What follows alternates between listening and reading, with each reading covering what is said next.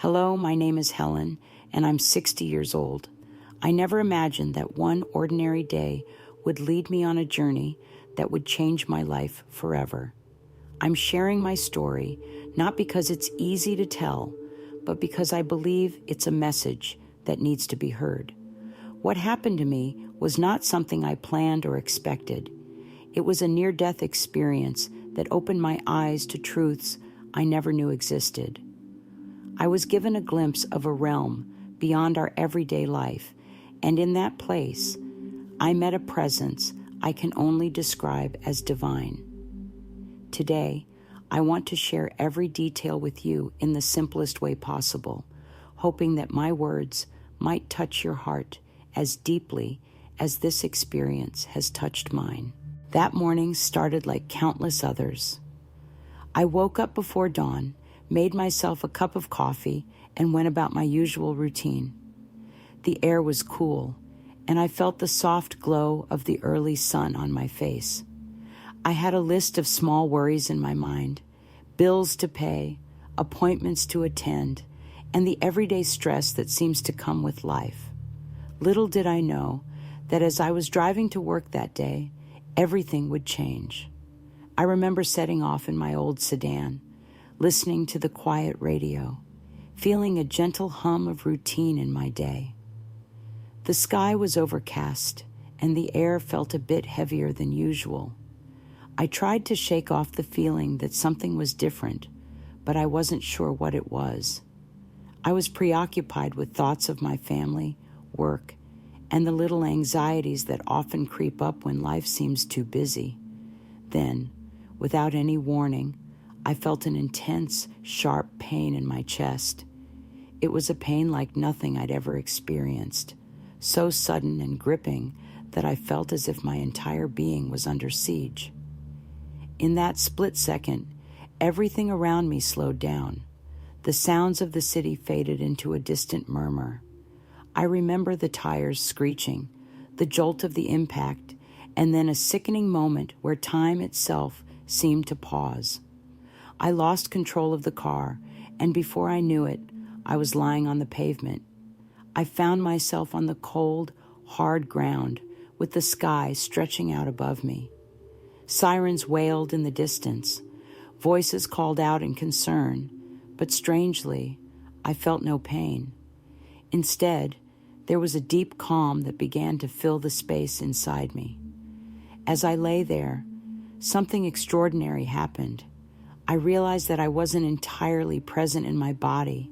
I could see myself lying there, motionless, as though I were watching a movie from the outside. It was then that I noticed a change within me. The pain, which had initially felt unbearable, started to fade. My body felt lighter and more detached with every passing second. I could see the paramedics rushing over, their faces etched with concern, and yet I was not frightened. It was as if I were a mere observer of my own life. I remember feeling weightless, as though I were floating above the scene, detached from the chaos below. Then I felt something like an invisible pull, a gentle force guiding me upward. It wasn't physical. Rather, it was a spiritual tug, beckoning me towards something unknown. I tried to call out, to let someone know what was happening, but no sound escaped my lips. Instead, I was drawn toward a bright light in the distance, a light that wasn't harsh or blinding, but warm and inviting. I felt as though that light was calling me home. As I moved closer, the world I knew began to dissolve into that radiant glow. The sounds of the city and the pain of my injury became distant memories. In that transcendent space, I felt an overwhelming sense of love and peace, feelings I had never known in my waking life. Before long, I found myself standing in a place that defied all earthly descriptions. It wasn't quite heaven, yet it wasn't entirely foreign either. The environment was bathed in a soft, gentle light that felt like it came from within.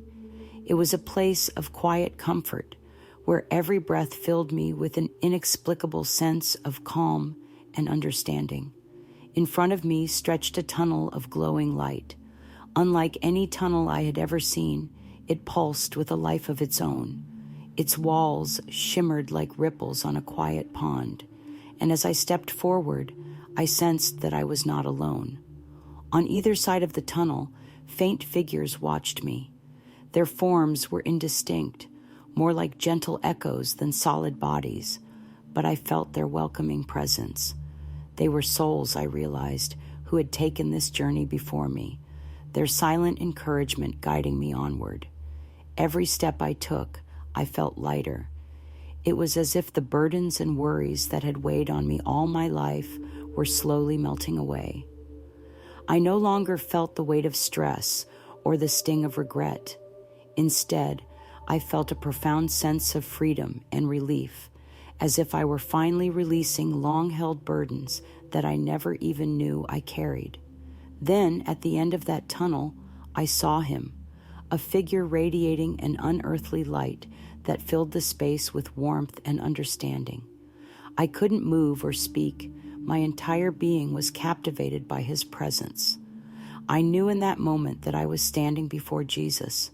His eyes held a depth of compassion and wisdom that made me feel seen, truly seen, in a way that I had never experienced before. As I stood there in awe, Jesus looked at me with a gaze that seemed to peer into the very depths of my soul. In that silent communication, I saw my whole life flash before me. Every moment of joy, every mistake, every act of kindness. There was no judgment in his eyes, only understanding and unconditional love. I wanted to ask him why I was chosen for this experience, what purpose lay behind the pain and the light. But before I could speak, he gently raised his hand. In that instant, everything around me changed. I was no longer standing in a tunnel of light. Instead, I found myself in a vast, open space that was both familiar and mysterious. The air here was warm, and the atmosphere was charged with an energy that felt both spiritual and deeply real. It was in this place that Jesus began to reveal truths that I had never imagined. He spoke to me, not with words that my ears could fully grasp, but with a presence that resonated directly within my heart. He showed me visions of a land bathed in golden light, a land rich with history, wisdom, and strength. I saw images of ancient cities, mighty civilizations, and people who exuded a power that was both spiritual and unyielding. These were images of a people whose heritage had been distorted and diminished by the lies of the world. Jesus' voice was gentle but firm as he explained that for centuries, the true story of these people had been hidden away. The world has lied about them, he conveyed in a way that stirred every fiber of my being. I saw images of oppression, chains, ships carrying souls far from their native lands, and the suffering of generations who were told they were less than they truly were. But then the vision shifted. I saw these same people rising from the ashes of their pain, reclaiming their lost heritage, their spiritual power, and their divine gifts. What I witnessed in that moment was more than just a historical recounting. It was a profound spiritual awakening. Jesus revealed to me that the oppression these people endured was not merely physical. It was also a battle fought on a spiritual plane. Their true identity had been suppressed not just by human hands, but by forces that wished to keep the world in darkness. If the truth about their heritage were known, the balance of power in the world would be forever altered. I saw a tapestry of history unfold before my eyes. I witnessed eras where these people thrived with a connection to the divine, a direct line of communication with what I now understood to be a higher power. Their wisdom was deep, their spirituality rich, and their gifts, once celebrated, had been deliberately erased from mainstream history. This revelation was overwhelming. I felt the weight of centuries of lost identity and the pain of a history that had been rewritten by those in power. But there was hope in the vision as well. I saw modern times where many began to awaken to their true worth. I saw communities coming together, people of all backgrounds uniting in a quest for truth and restoration. The message was clear.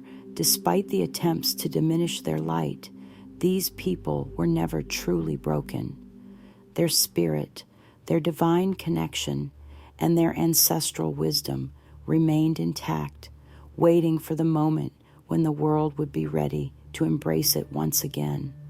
Jesus' eyes filled with a mix of sorrow and fierce determination as he continued, "They have been targeted because their true power is a threat to those who wish to control the narrative. But you, Helen, have been given a glimpse of this truth for a reason." His words echoed deep within me, a call to action that I couldn't ignore. "The time of revelation is upon us," he said softly, "and the awakening will begin with those who choose to stand in the light of truth." Just as I began to fully absorb the magnitude of what I had seen, a sudden shift occurred. The brilliant light started to recede, and I felt myself being gently pulled back. One moment, I was in that sacred open space filled with divine energy, and the next, I was back on the pavement of the city. The sound of sirens and the voices of emergency responders filled the air, but I was no longer in that elevated state of calm. I awoke in a hospital bed, surrounded by the frantic murmurs of nurses and the anxious faces of doctors.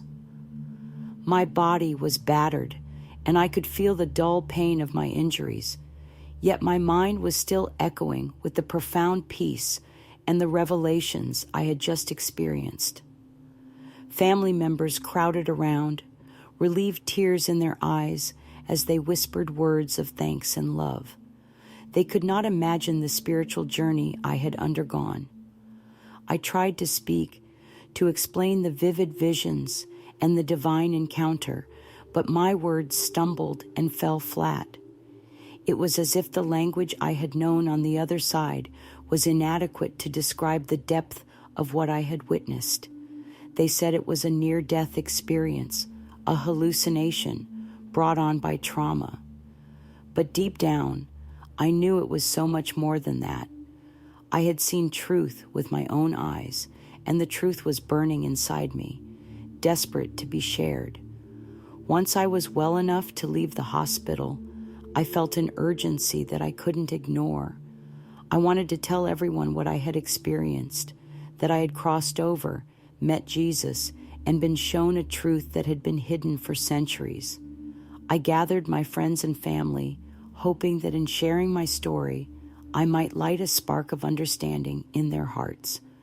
At first, my words were met with skepticism.